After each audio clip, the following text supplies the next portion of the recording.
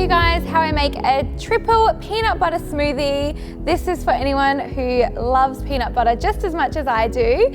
Now what you're going to need for this recipe is the Happy Way peanut butter protein. So I'm going to be using 1 full scoop of that. I'm going to also be using a tablespoon of natural peanut butter. I'm going to be using chunky. And I'll be using a tablespoon of whole peanuts. Now these are salted peanuts just to give it that extra flavor, but you can also use unsalted peanuts. I've got about a cup here of frozen banana, a cup of ice, a dash of maple syrup just for extra sweetness. However, that is optional. And then I'm going to be using 1 cup of almond milk. So to make my smoothie, I'm just going to chuck it all into my blender and I'm going to blend it until it's really smooth and creamy.